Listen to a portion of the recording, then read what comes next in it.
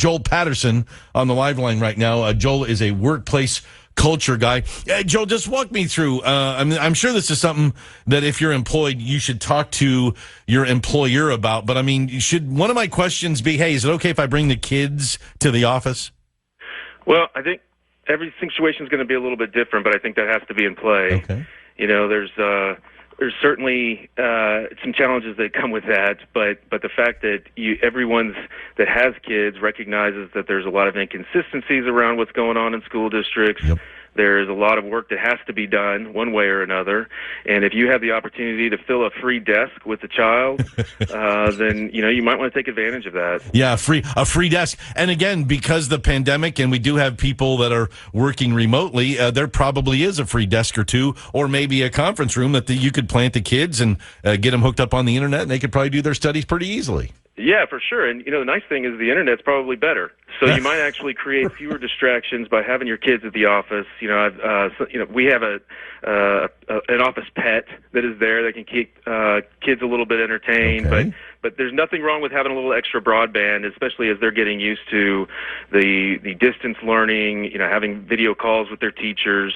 But it's clearly an issue. We've got, just as an example, we've got a couple people in our accounting department that are dealing with this right now that we've got a single mom who has a 5-year-old entering kindergarten, right? So you've got already a kindergartner that doesn't really know what happens at school, trying to do it online, plus a kindergartner typically is going to spend a lot of time interrupting, asking for help, telling you they're hungry.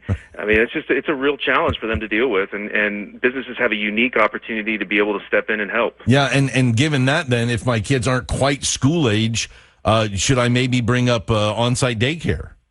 Yeah, that's another great option, and a lot of people are partnering with local daycares, so I'd encourage people to take a look at that, because, to get just the regulations around daycares are pretty extensive, so it's a difficult thing for a company to just dive right into. But if you can partner with somebody that's a local business, you might have a lot more success doing that. And the other thing you can do is just set up one of your empty conference rooms for kids to go in there and do their remote learning, and maybe you can just have somebody there that's is assigned to keep the peace. Maybe not a teacher, but just make sure they don't kill each other right. as they're actually trying to do their learning. So again, I mean, are you suggesting that this is something the employer offers? Like, we got 10 people in the office, so 45-minute shifts. You're in charge of 8 to 8:45. You're in charge 8:45 to 9:30. That's just a part of the gig now. Well, I don't know if you want to have your actual employees doing the minding of the children, but if you can get them in and maybe bring somebody in that is, I don't know, somebody that's somebody that's out of school.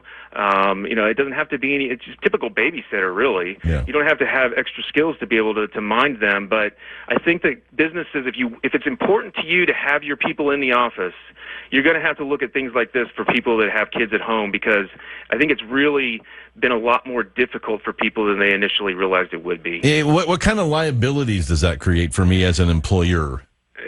Everybody's can sue for anything these days, right? And I'd be cautious about that, and make sure that you understand that there is going to be some risk. I would definitely talk to your insurance broker, but let's try to be optimistic about it and hope that people aren't going to look at this as an opportunity to create conflict, but more as something that, hey, we're going to really try to help you out as best we can. It's not going to go perfectly, but that's okay. Let's work through it together. I got you. Joel Patterson, our guest, trying to figure it out back to school and all that. It strikes me too, Joel, that there might be neighborhoods that would consider doing this kind of thing, because, hey, our kids all go to the same school, and my son's running buds are all in the same class or pretty close. So maybe we have a mom who doesn't work outside the home, or maybe we get that babysitter, and maybe rather than dragging the kids to work, we plant in somebody's house, keep them in the neighborhood, but get them together in a small group. Yeah, I've heard a couple of neighborhoods doing that, and I applaud that as well. Anything that COVID, it just continues to throw new wrenches at us as we go along, and anything that we can do to band together as a community is a good thing, right? So if you can lean on your neighbors, now's a good time to do that. Got it. Great stuff. Joel, thanks very much for the visit this morning. Joel Patterson, he's a workplace culture expert.